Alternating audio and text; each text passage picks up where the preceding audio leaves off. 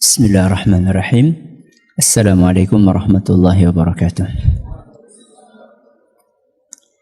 Alhamdulillahirabbil alamin. Wassalatu wassalamu ala nabiyyina Muhammadin wa ala alihi wa sahbihi ajma'in, amma ba'd. Jamaah sekalian yang kami hormati, semua dari kita tahu bahwa bohong itulah perbuatan yang tercela. Bohong adalah perilaku negatif. Tapi seandainya yang bohong itulah orang-orang yang terdekat dengan kita, anak kita, istri kita, suami kita, murid kita, bagaimana cara mengatasinya? Mari kita dengarkan sebuah kisah yang dibawakan oleh Imam Abu Nuaim dalam kitab beliau Ma'rifatus Sahabah, yang menceritakan bagaimana Nabi SAW mengobati penyakit bohong dari seorang sahabatnya. Sahabat itu namanya Khawat. Siapa? Khawat, bukan akhwat. Namanya Khawat. Beliau bercerita, suatu hari beliau beserta Rasulullah SAW dan rombongan sedang dalam perjalanan menuju ke Madinah. Di tengah perjalanan sampai di sebuah tempat namanya Marru Dhuhran. Marru Dhuhran. Mereka singgah di situ, pasang tenda, istirahat di situ. Nah, Khawat ini pengen cari udara gitu. Dia keluar dari tendanya. Begitu keluar dari tenda, ngelihat banyak akhwat. Banyak akhwat cantik-cantik lagi. Akhirnya Khawat masuk lagi ke tendanya untuk ganti baju yang keren.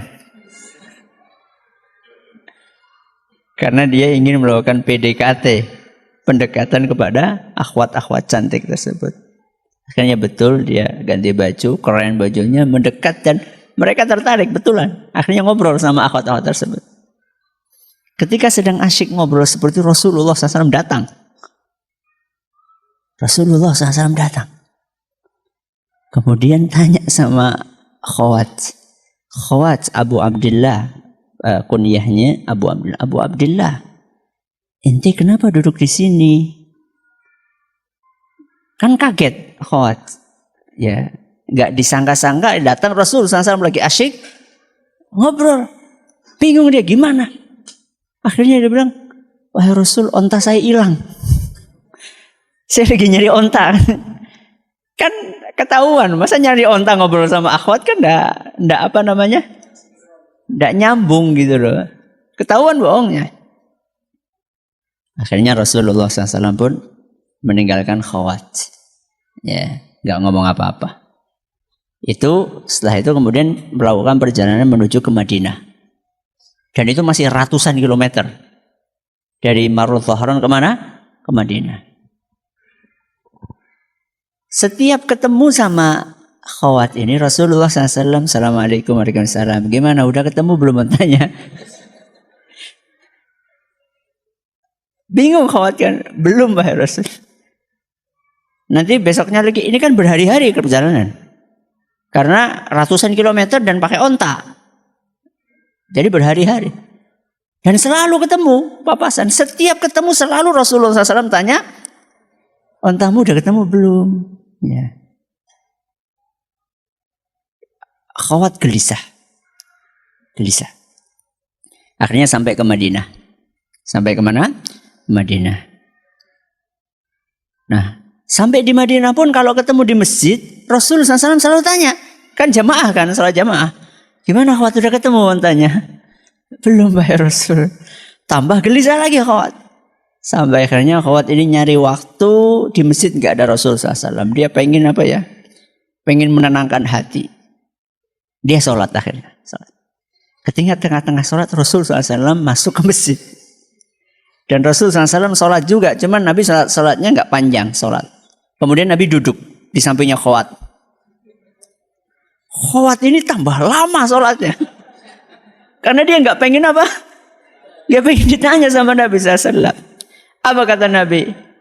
Khawat lagi apa namanya? Lagi sholat, kata Nabi SAW, panjangin terus sholatmu. Terus panjangin, saya nggak akan pergi sampai kamu selesai sholat. Akhirnya dalam hatinya Khawat ini, pokoknya saya mau jujur sekarang. Saya nggak betah dengan kegelisahan ini. Akhirnya dia selesai, Assalamualaikum. Nabi SAW, Assalamualaikum, gimana kabar ontamu? Kata Khawat, demi Allah wahai Rasul, aku ini nggak pernah kehilangan onta.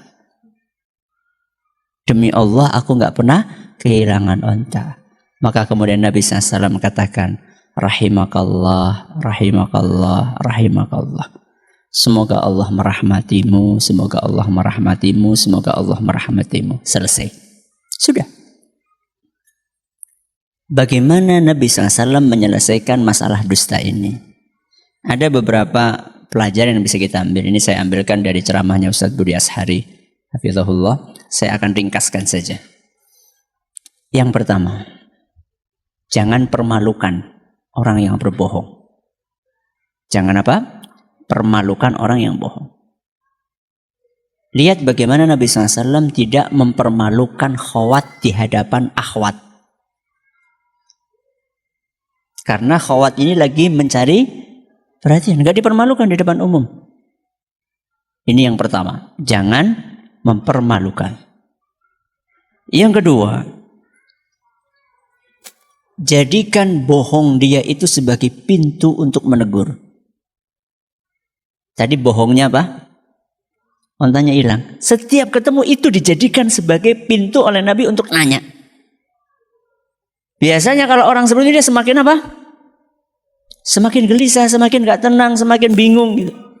Ya, maka itu terus yang ditanya sama Nabi, gimana ontanya udah ketemu? Ontanya udah ketemu. Dan biasanya kalau orang seperti itu, semakin bohong sekali, dicecer dia akan bingung lagi, bohong terus, tapi dia merasa bersalah. Dan Nabi SAW tidak memvonis kamu bohong. Enggak. Dan kemungkinan besar Nabi SAW sudah bisa merasakan Khawat ini bohong. Karena enggak nyambung. Masa antara duduk sama akhwat nyari onta kan enggak nyambung. Masa nanya, tahu enggak onta anak? Kan enggak mungkin. Tapi itu dijadikan sebagai pintu untuk memberikan perasaan bersalah kepada siapa? Khawat. Yang ketiga, sabar. Mungkin saja mengatasi dusta itu enggak tuntas satu hari. Nabi SAW melihat berapa hari. Perjalanan ratusan kilometer setiap ketemu gimana. Jadi itu penyakit. Bohong itu penyakit. Dan penyakit itu kadang-kadang tidak cukup hanya diobati sekali. Perlu adanya proses untuk mengobatinya. Ini yang ketiga. Apa? Sabar. Yang keempat, cari waktu yang tepat untuk menyelesaikan masalah itu. Rasulullah SAW melihat bahwa di tengah jalan ini belum tepat waktunya. Nah, ketika Nabi SAW duduk di sampingnya Khawat dan Khawat ini sholatnya tambah panjang, wah ini udah pas ini waktunya ini. Sudah betul-betul Khawat ini sampai ke puncaknya sudah nggak nyaman. Nah, saat itulah baru diselesaikan sama Rasulullah SAW. Kemudian tips yang berikutnya adalah berikan kenyamanan sama orang tersebut. Jangan pakai ancaman. Ya, Khawat gak dihabisi sama Nabi SAW. Gak diancam, kamu nanti kalau gak jujur akan tak ginikan. Kan kadang-kadang anak itu ketika bohong sama orang tuanya kan diancam tuh. Kamu ini kalau sampai ketahuan bohong, ya, akan abi ginikan. Akhirnya tambah apa? Bohong, karena dia takut. Ya. Tapi Nabi SAW tidak demikian sama Khawat. Nabi SAW berikan kenyamanan sehingga Khawat mengakui sendiri kesalahannya. Karena dia merasa nyaman di hadapan Nabi SAW. Dan yang terakhir, gak usah dibahas lagi. Nabi SAW gak mengatakan, kamu coba kemarin berapa kali bohong sama saya? Selama perjalanan dari Mekah sampai ke Madinah, dari Marul Dhahran, berapa kali kamu bohong? Enggak dibahas sama sekali sama Nabi SAW. Bahkan Nabi SAW tutup dengan apa? doa. Apa doanya tadi? Rahimakallah. Semoga Allah merahmatimu. Semoga Allah merahmatimu. Semoga Allah merahmatimu.